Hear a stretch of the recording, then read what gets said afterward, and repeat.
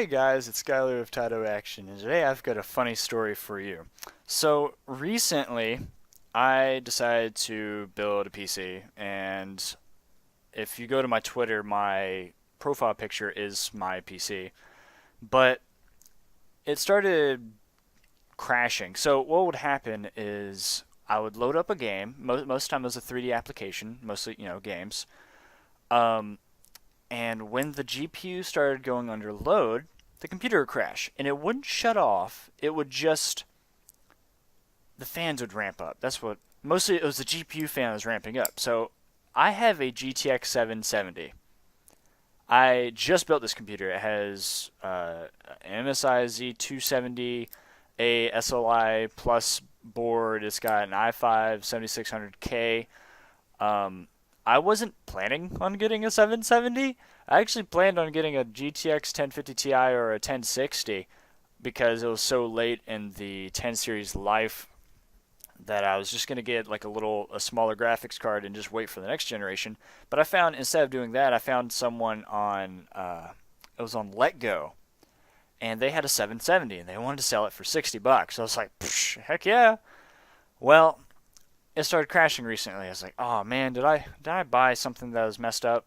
So I didn't know what was wrong. I went and checked connectors. I checked connectors on my PC. I did everything. I even underclocked the GPU because I didn't know if it was just not being able to stay stable. I didn't know what was happening. Well, when I built this PC, I had the mindset of using a 10 series card, right? And most of the 10 series cards, especially with an i5, if I'm getting a 1050 Ti or 1060, I didn't need anything more than a 550 watt power supply. So I was like, what's the chances that my GTX 770 is actually using more than what my power supply can use? Because that would make sense because it was only shutting off whenever it was under load. And when it's under load, of course, it's going to draw more power. So I was like, I wonder what the minimum requirements for a 770. Something I probably should have checked before buying it. But I checked, and the bare minimum is a 600 watt power supply. I have a 550 or 100. Let me rephrase that: a 550 watt power supply. To add on to that, I have some really crazy fans by Cooler Master that really ramp up if it gets hot. So what I did is I went into the BIOS, changed the smart fan settings to where it'd be a little lower. Um, they've got LEDs and a bunch of other stuff, so of course all that draws power. On top of the fact that the 770 is supposed to at least have a 600 watt power supply.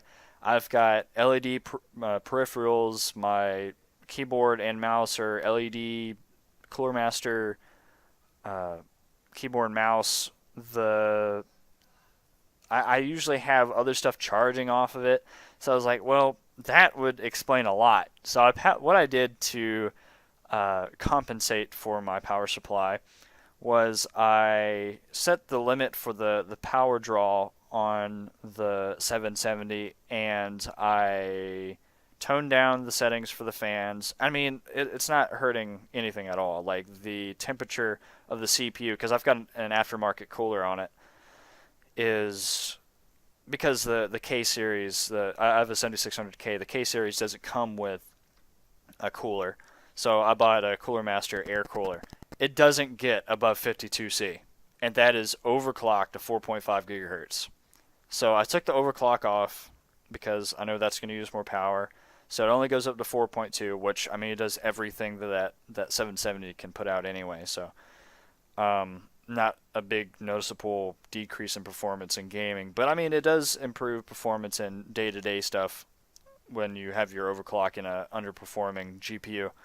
But I'm not going to upgrade my power supply because I'm going to be getting a 10 series card pretty soon, and this 770 is going into my little cousin's rig, which I will have, of course, a 600 watt power supply, but he won't have all the other flashy stuff that I have and all the aftermarket, stuff that sucks up a bunch of power.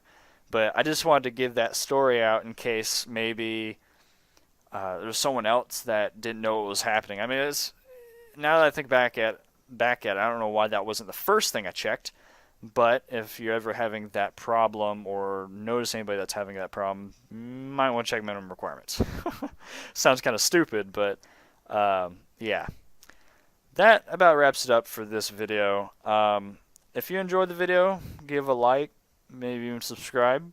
If you didn't enjoy the video, please tell me what I could do better, because I'm always looking to improve the content that you guys and girls receive. But yeah, so that about wraps up for this video. Thank you for watching. The Skylar of Taito Action. See you in the next video.